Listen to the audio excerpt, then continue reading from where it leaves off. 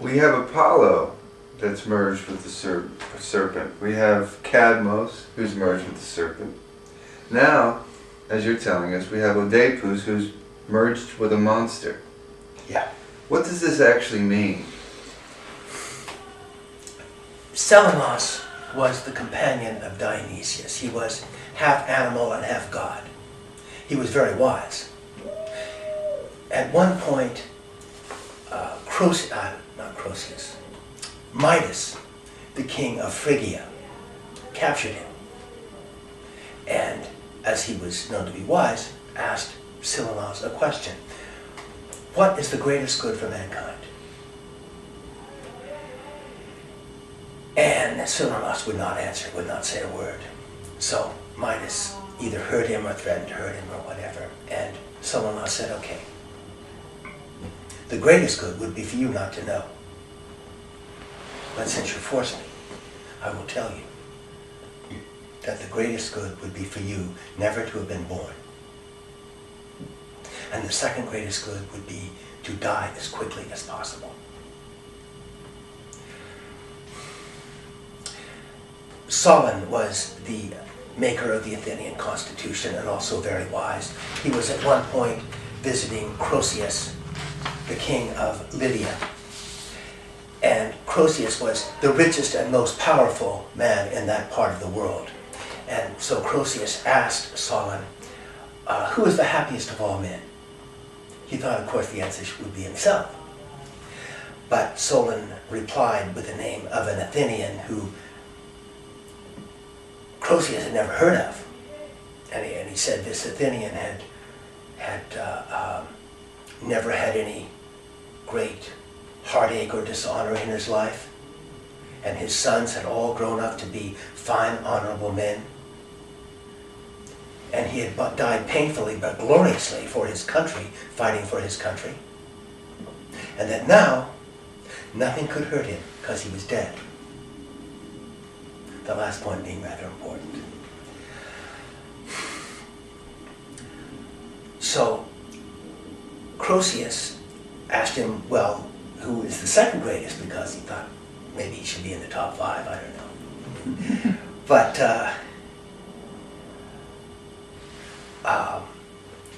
Solon replied with the story of Cleobus and Biton. Cleobus and Biton were the sons of the priestess of Hera at Argos. And their mother had to be at a religious ceremony at a particular time. And she had to go, ritual required that she go in an ox cart, very heavy ox cart. This thing was very heavy, and it really took 2 healthy oxen to pull it. Well, the oxen were not available at the last minute, so Cleobus and Biton hitched themselves up to the cart and pulled their mother to the ceremony on time. And she was so proud of them, because they were so big and so strong and so good to her, that she asked the goddess, prayed to the goddess, to give them the greatest gift a human being could receive. And she left it up to the goddess what that would be. And the goddess caused them to go into a peaceful, dreamless sleep and never wake up. They died. You find this over and over throughout the classic age. It's an essential part of the classic mentality. I'll just read you a couple of these quotes. This is from where to go again? Yeah, this is from Theognetos, something. Anyway, he's a poet.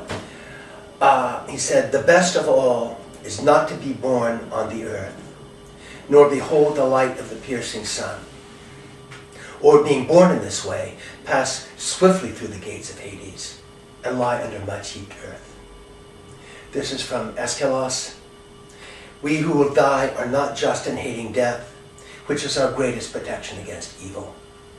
And it goes on and on. There's a number of these. Most notably from Sophocles.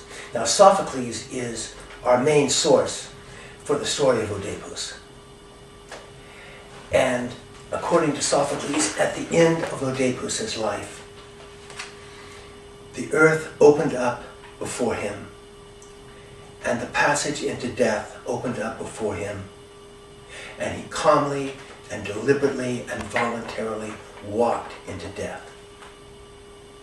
But before he did, he said the following: "Never to have been born, that is greater than anything that can be thought.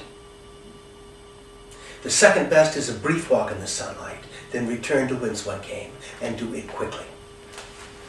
He said that, and then he deliberately walked into death.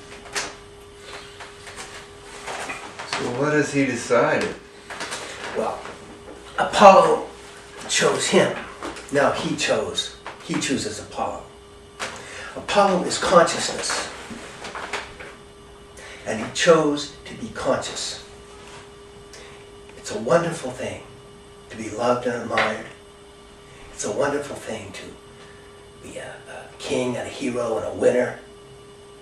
It's a wonderful thing to be a father and a husband and to have a decent life. But is that who we actually are?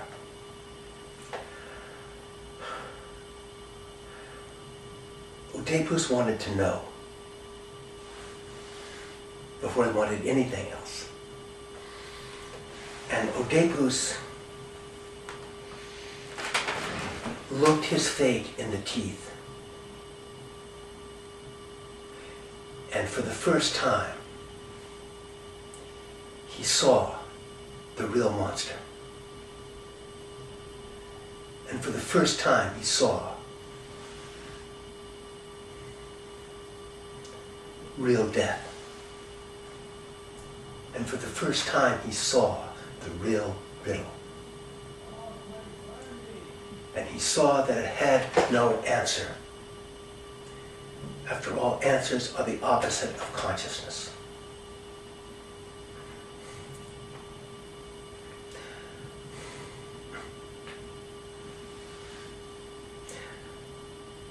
He did not face death as a king and a hero.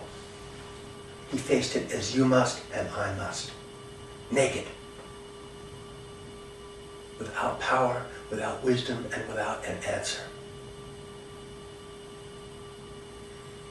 But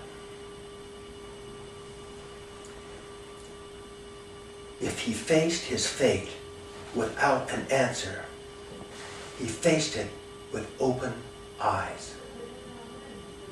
And if he faced death without an answer, he did not require one.